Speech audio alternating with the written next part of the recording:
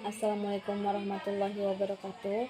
Alhamdulillahillazi hadana lihaza wa ma kunna linahtadiya laula an hadanallah. Asyhadu an la ilaha illallah wa asyhadu anna Muhammadan abduhu wa rasuluhu la nabiyya ba'da amma ba'du. Puji syukur kami panjatkan kepada Allah Subhanahu wa taala yang mana Ia telah melimpahkan rahmat dan karunia kepada kita semua. Saya Angelika Dolajuta sebagai moderator dan presentator pertama, dan rekan saya Sri Wahyuni sebagai presentator kedua. Baiklah, saya akan membacakan hasil diskusi kami tentang hak asasi manusia. Saya akan membacakan materi kita pada hari ini, yaitu 1. Hak asasi manusia atau disebut dengan HAM. Dalam bahasa Inggris, Human Right, dalam bahasa Prancis, .d'homme. Jadi, hak asasi manusia adalah konsep hukum dan normatif yang menyatakan bahwa manusia memiliki hak melekat pada dirinya karena ia adalah seorang manusia. Hak asasi manusia berlaku kapanpun, dimanapun, dan kepada siapapun, sehingga sifatnya universal. HAM pada prinsipnya tidak dapat dicabut, juga tidak dapat dibagi-bagi, saling berhubungan dan saling bergantung. Kedua, pengertian hak asasi manusia atau HAM menurut para ahli. 1. Menurut John Locke, yaitu hak asasi manusia adalah hak yang langsung diberikan Tuhan kepada manusia sebagai hak yang kodrat. Yang kedua, HAM menurut Jan Matterson. Jan Matterson adalah anggota Komisi HAM di PBB. Menurutnya, HAM adalah hak-hak yang ada pada setiap manusia, yang tanpanya manusia mustahil hidup sebagai manusia. Ketiga, HAM menurut Miriam Budiarjo, yaitu HAM adalah hak yang dimiliki setiap orang sejak lahir di dunia. Hak itu bersifatnya universal karena hak dimiliki tanpa adanya perbedaan. Yang keempat, HAM menurut Profesor Kodarjo Pranoto. HAM adalah suatu hak yang bersifat mendasar. HAM hak yang dimiliki manusia sesuai dengan kodratnya yang pada dasarnya tidak bisa dipisahkan.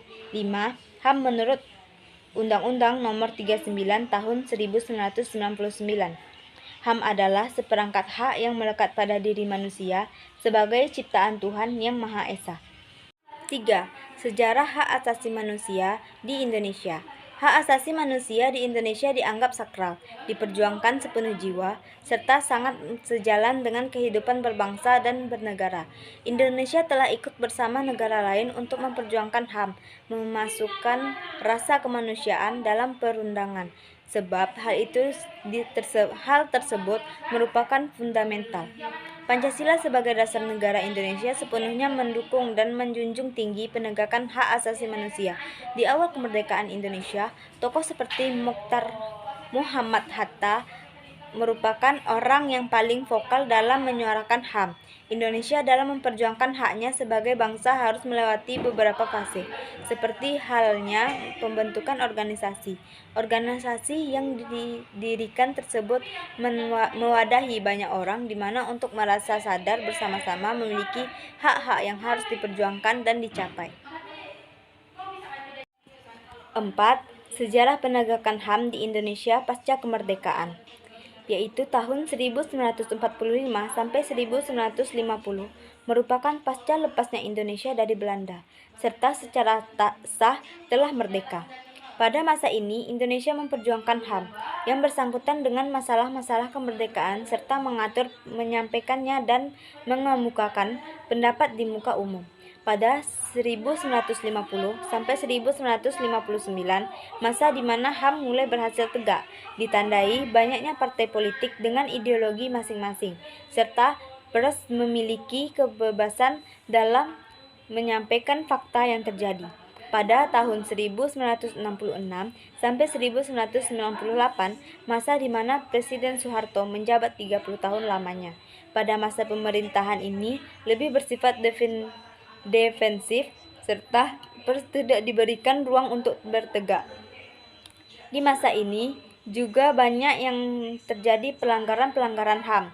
1998 sampai sekarang, masa di mana pasca reformasi jatuhnya kekuasaan rezim Soeharto berusaha mengkaji tindakan-tindakan yang telah dilakukan pada masa Orde Baru jangan sampai terjadi lagi. 5. Macam-macam hak asasi manusia. 1. Hak asasi pribadi atau personal human rights, yaitu hak ini merupakan hak yang berhubungan dengan kehidupan pribadi setiap orang. 2. Hak asasi politik, yaitu politic rights. Ini merupakan hak asasi dalam kehidupan politik seseorang. 3. Hak asasi ekonomi, property rights, yaitu hak ini menyangkut hak individu dalam hal perekonomian.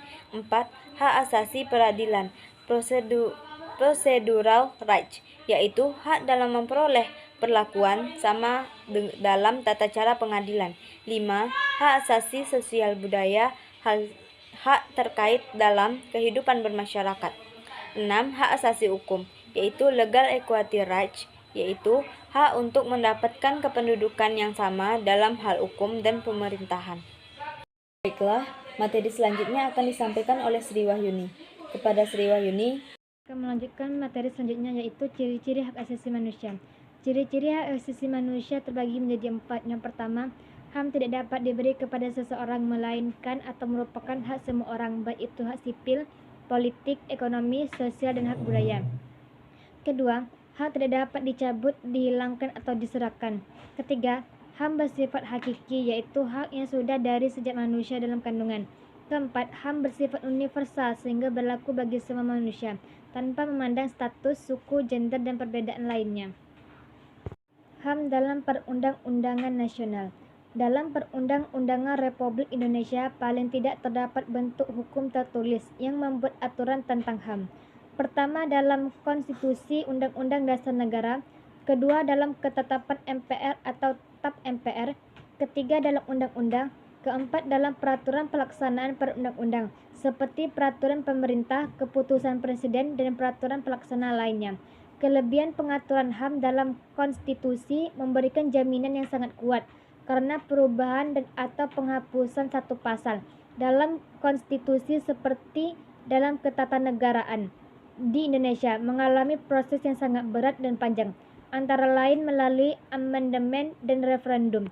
Sedangkan kelemahannya karena yang diatur dalam konstitusi hanya membuat aturan yang masih global, seperti ketentuan tentang HAM dalam konstitusi Republik Indonesia yang masih bersifat global. Sementara itu, bila pengaturan HAM dalam bentuk undang-undang dan peraturan pelaksanaannya, kelemahannya pada kemungkinan seringnya mengalami perubahan. Undang-undang yang mengatur hak asasi manusia di Indonesia. Pertama, Pasal 28A mengatur tentang hak hidup. Kedua, Pasal 28B mengatur tentang hak berkeluarga. Ketiga, Pasal 28C mengatur tentang hak memperoleh pendidikan. Keempat, Pasal 28D mengatur tentang kepastian hukum. Kelima, Pasal 28E mengatur tentang kebebasan beragama. Keenam, Pasal 28F mengatur tentang komunikasi dan informasi. Ketujuh, Pasal 28G tentang kesejahteraan dan jaminan sosial. Pelanggaran HAM dan pengadilan HAM. Pelanggaran hak asasi manusia adalah setiap perbuatan seseorang atau kelompok orang termasuk aparat negara, baik disengaja ataupun tidak disengaja, atau kelalaian yang secara hukum mengurangi, menghalangi, membatasi, dan atau mencabut hak asasi manusia seseorang atau kelompok orang yang dijamin oleh undang-undang ini, dan tidak didapatkan atau dikhawatirkan tidak akan memperoleh penyelesaian hukum yang berlaku. Undang-Undang Nomor 26 Tahun 2000 tentang Pengadilan Hak Asasi Manusia. Sedangkan bentuk pelanggaran hak asasi manusia ringan selain dari kedua bentuk pelanggaran hak asasi manusia berat itu. Contoh-contoh kasus pelanggaran HAM di Indonesia. Pertama, kasus tragedi Partai Komunis Indonesia (PKI) 1965 sampai 1966. Sejumlah jenderal dibunuh dalam peristiwa 30 September 1965. Pemerintahan Orde Baru kemudian menuding Partai Komunis Indonesia sebagai bidang keroknya. Yang kedua, tragedi Semanggi dan kerusuhan Mei 1998. Pada 13 sampai 15 Mei 1998 terjadi kerusuhan masif yang terjadi hampir di seluruh sudut tanah air, puncaknya di ibu kota Jakarta. Baiklah teman-teman, sekian hasil diskusi kami pada hari ini. Apabila ada kesalahan, kami mohon maaf. Kami akhiri dengan wabillahi taufiq wal hidayah. Assalamualaikum warahmatullahi wabarakatuh.